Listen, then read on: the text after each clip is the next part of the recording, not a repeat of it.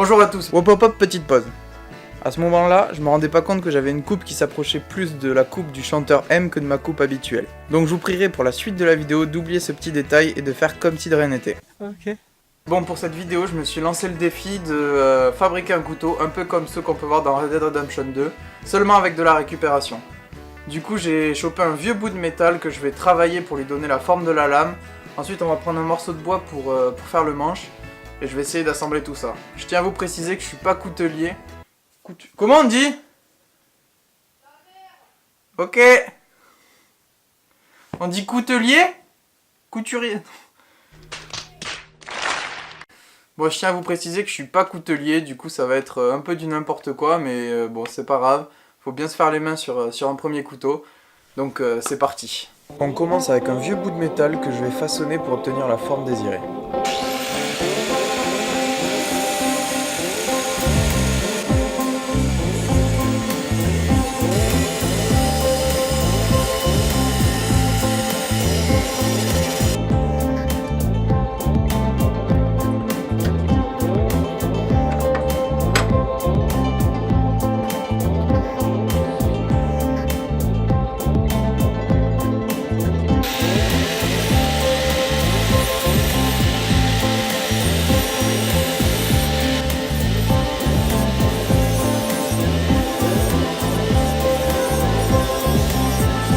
Après un rapide coup de papier vert, on peut passer à l'étape la plus importante, la trempe.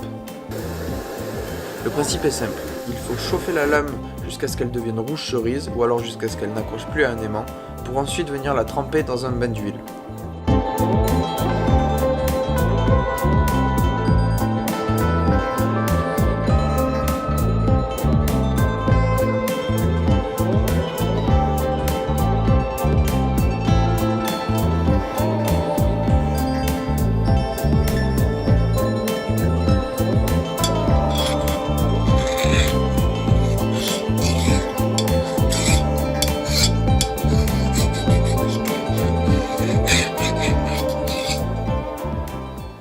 Bon ben voilà, je suis plutôt satisfait de cette trempe. Bon, pour une première, c'est vraiment pas mal. La lime, elle glisse bien.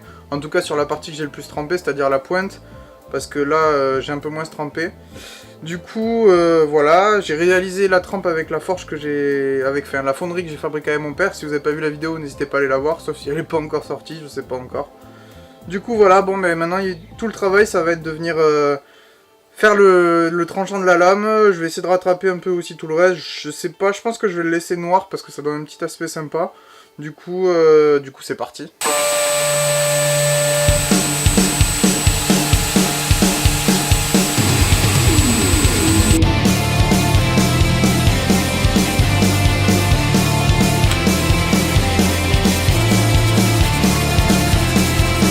On peut enfin s'attaquer au travail de polissage de la lame. J'utilise différents papiers de verre allant du 280 au 500 et ensuite un rouleau à polir monté sur ma perceuse.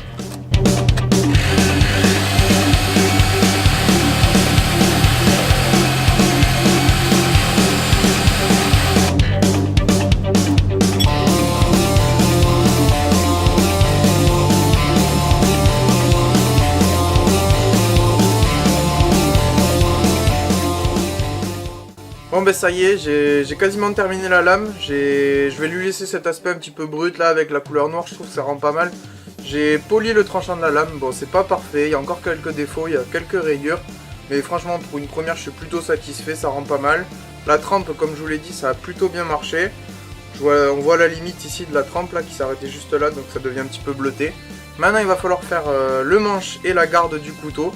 Donc c'est parti, et je vous réserve une petite surprise concernant la lame pour la fin de la vidéo. Allez, let's go!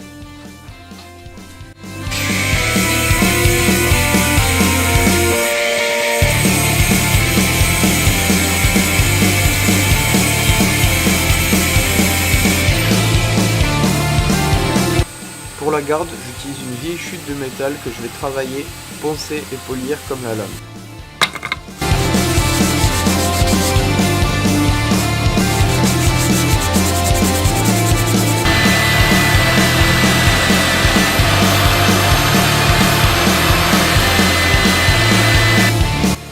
récupéré une vieille chute de bois, un bout de planche qui m'a l'air pas dégueu. On va la couper pour faire les manches de nos couteaux.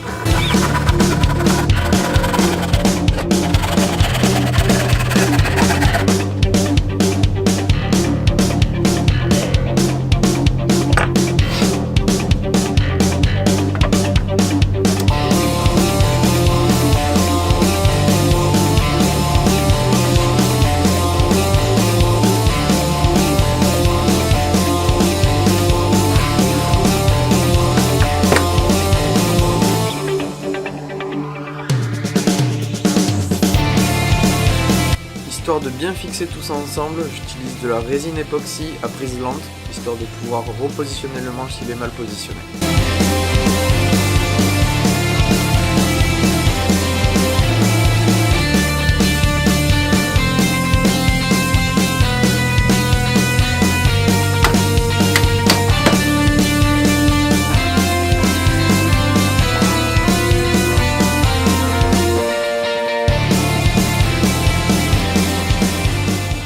Bon ça y est, je viens de coller le morceau de bois sur la lame. Maintenant tout le travail ça va être de poncer, de faire une belle forme qui s'adapte bien à la main, que ça se prenne bien en main. En plus de ça, il y a ma mère qui m'a demandé de réparer un vieux couteau en céramique qu'elle avait. Le manche était cassé, du coup on va faire la même chose que pour la lame que je viens de faire, on va construire un nouveau manche en bois. Allez, c'est parti.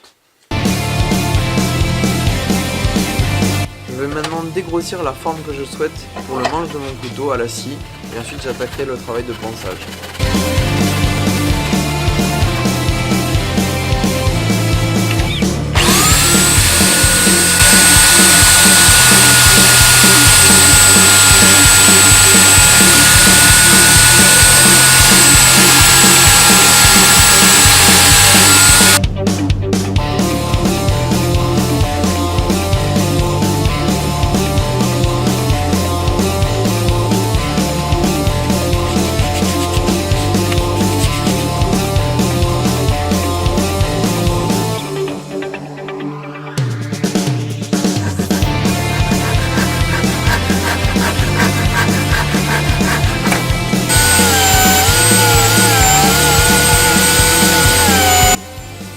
En travaillant le manche du couteau en métal, j'ai eu deux problèmes.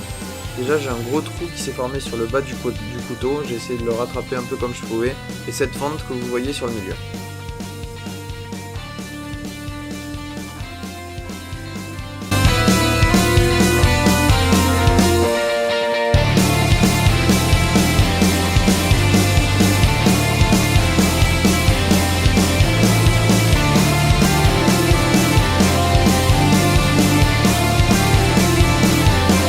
On peut enfin appliquer le vitrificateur qui viendra protéger les manches de couteau.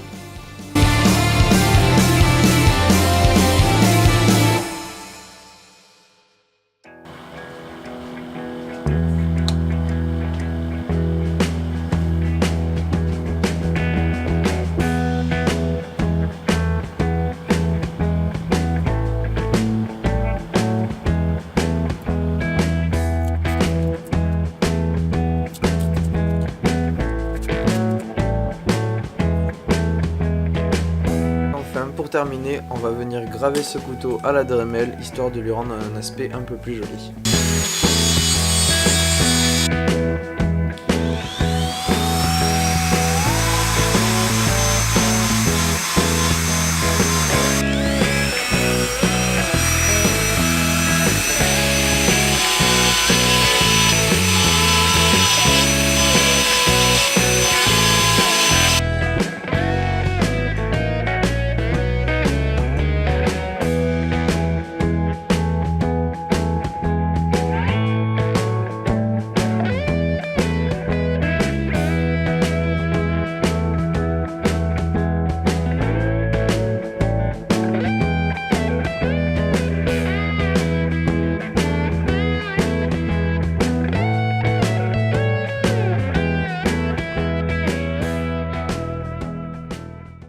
Alors qu'est-ce que ça donne ces couteaux? Ben ça donne ça, je suis plutôt satisfait notamment du manche de celui-ci, donc j'ai réparé la lame que ma mère m'a donnée. Au final ça tient plutôt bien dans la main, donc, et surtout c'est solide maintenant, ça risque pas de casser. Donc celui-là je suis plutôt satisfait, celui-là je l'ai fait de A à Z, bon il y a quelques défauts, Je le répète, je suis pas coutelier, le noir là, bon je l'ai laissé pour donner un petit peu un aspect ancien, c'est le noir de la trempe. Bon ça rend pas dégueu, mais j'aurais pu faire beaucoup mieux, surtout le manche, je me suis heurté à un gros problème, il y avait un gros trou dans le morceau de bois ici. Du coup j'ai un petit peu adapté la forme du manche au bois. Bon, au final, pour une première, je trouve ça pas dégueu et je sais que je ferai mieux à la prochaine fois.